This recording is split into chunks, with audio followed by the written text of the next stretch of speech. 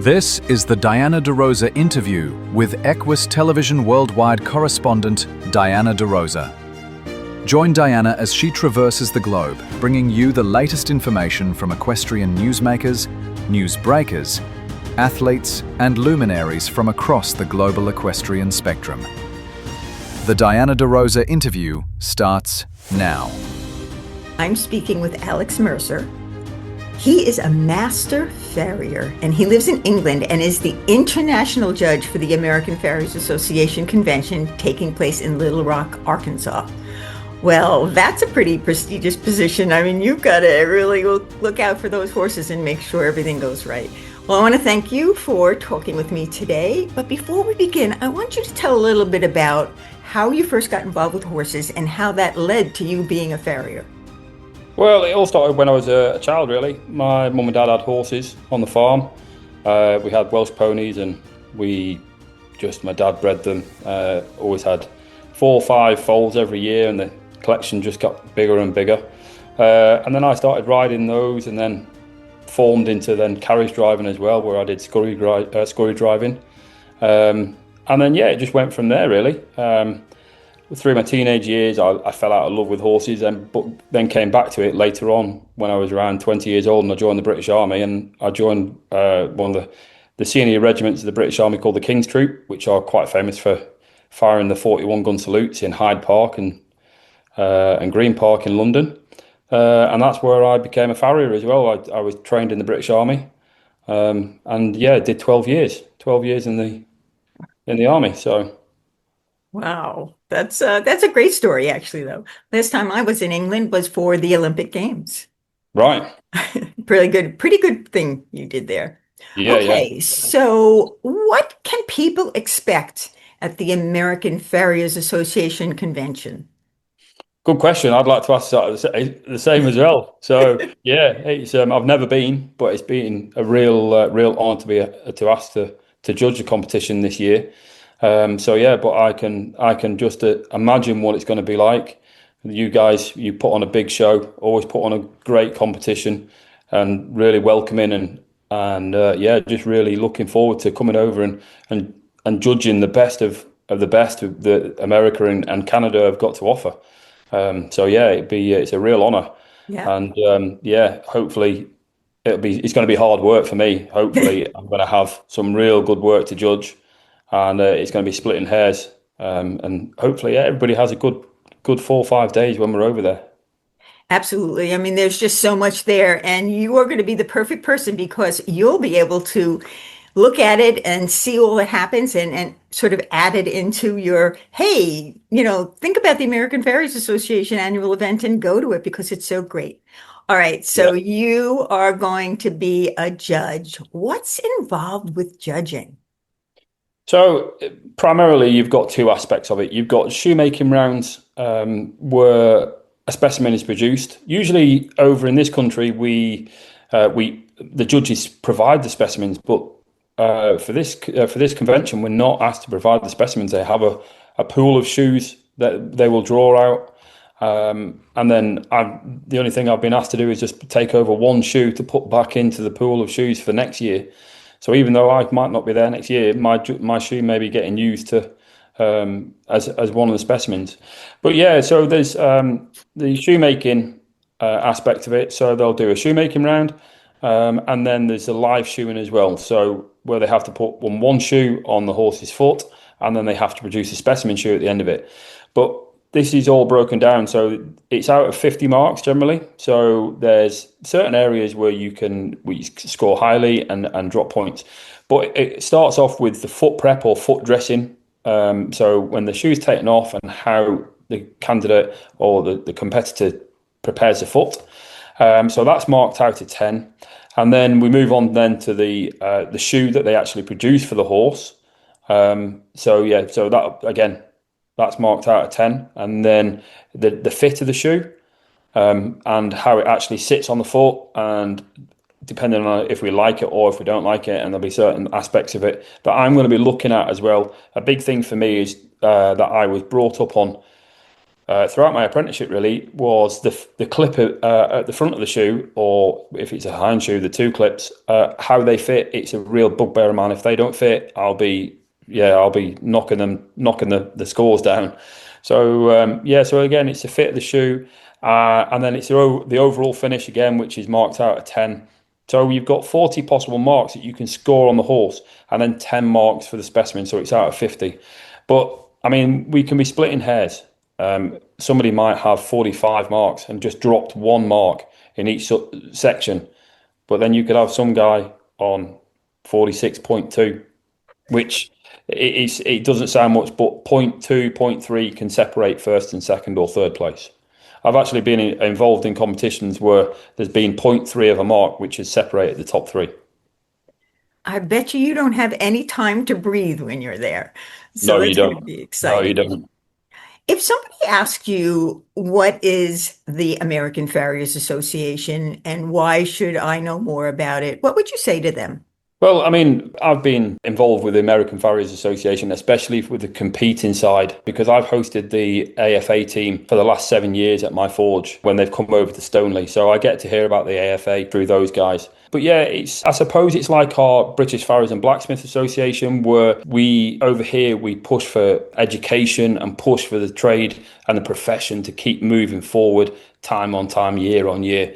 And we keep upping the game as well. So yeah, I can just imagine that it's a very, very similar sort of setup, but on a bigger scale. Obviously, your country's, 150 times bigger than Britain, if not more. So yeah, so just to keep on with the guys on the ground with farriers, and just keep pushing forward with education and competitions and keeping people informed on how things are changing, especially across the world, on how things are changing within farriery, and keeping these new products coming forward as well and these new ideas. For someone who hasn't been to this event and doesn't know everything about the American Farriers Association, you hit your mark. I mean, you said exactly what's important, and it is very much like the British one.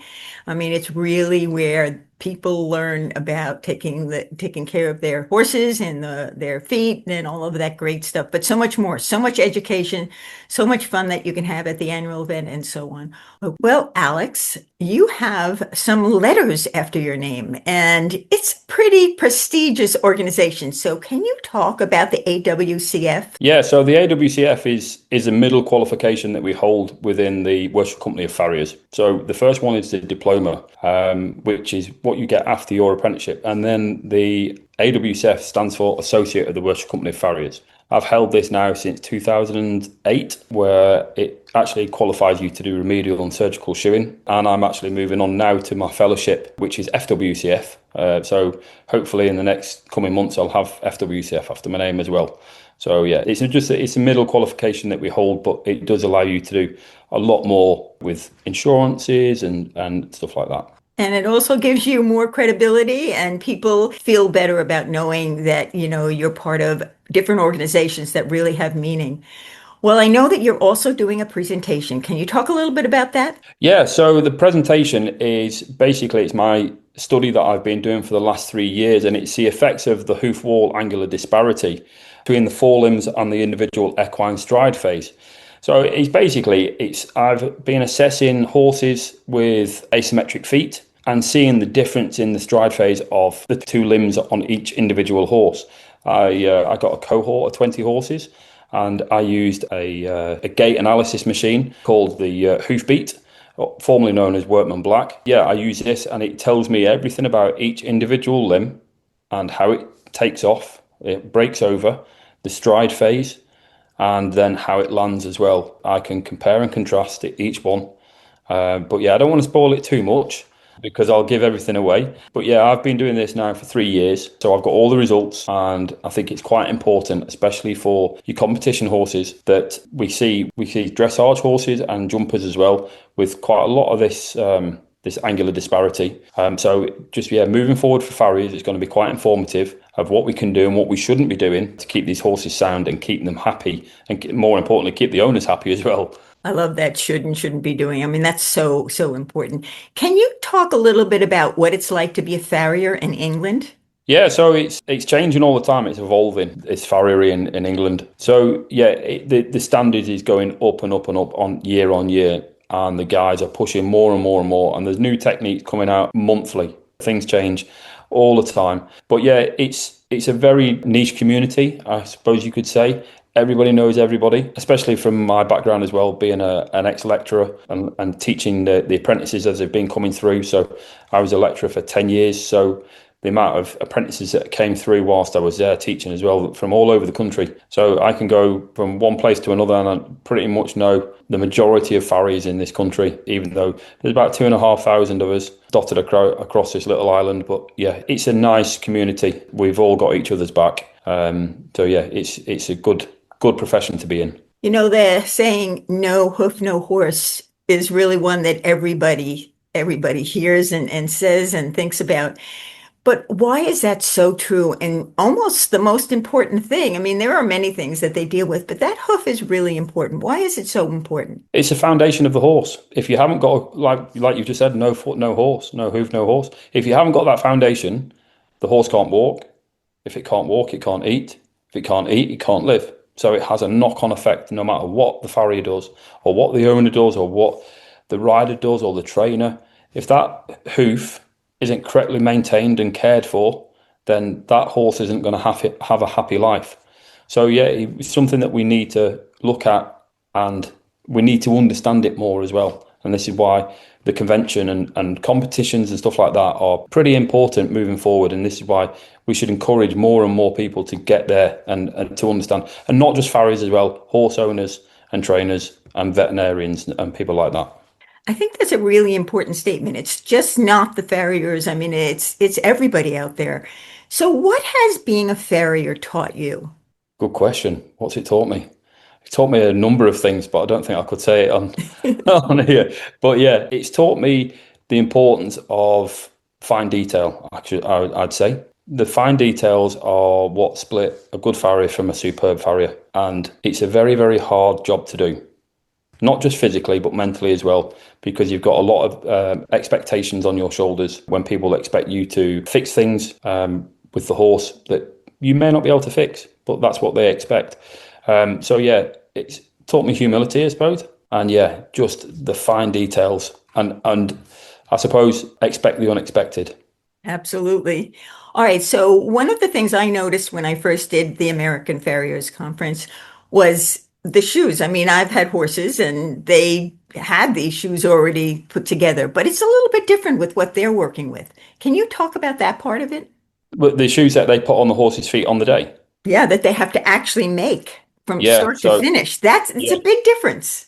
Oh yeah, massive difference. And this is where the skill separates the men from the boys, I suppose you could say, and the women, because we can't forget the women, because there are more and more coming into the trade, especially over here, which is good to see. But yeah, the starting from a piece of straight bar stock, and then you have to turn that into a shoe. And this is where we're going back to how it used to be before we had mass-produced shoes that are coming from all over the world to make the job easier, even though it is still a hard job. But that is the skill, and it is a craft that should not be lost. And everybody within the farrier trade all across the world, I think, should be able to make shoes, because if you can't make a shoe, you can't make alterations to the factory-made shoes, or the keg shoes as you call them. So it's something that I think is very, very important. And this is why I'm flying over to the other side of the world pretty much to actually judge this competition, because I think it's so important that we should be able to make the horseshoes from a piece of straight bar stock, no matter what it is, whether it be English concave or a 3/4 fullard or a bar shoe or anything, to get us out of that situation that we may find ourselves in one day, just to make that horse feel so much better and just get that horse back onto recovery, or just make it feel comfortable. And that is really another good reason why people should actually come to the event and see it, because most of them have never seen a horse being started from the first bit of metal is there and then into a horse show. It's a little bit different than when they're having their horse shod. So it's a fun thing and an exciting thing to really see, and all the excitement and the energy and the timing and all of that comes together under that one event. Well, I agree with you. That is something that every farrier should have done or will be doing in the future.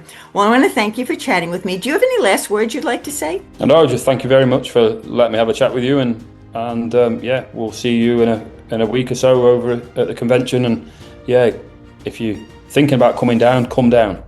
Don't think about it, do it. I agree. To our audience out there, yeah, come on down. It's really a fun event that you'll really enjoy. And I am Diana De Rosa, reporting for the Equus Radio Network. If you enjoyed today's episode, please let us know.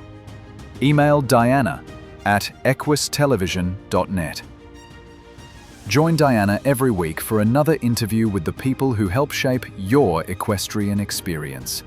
Right here on the Equus Radio Network.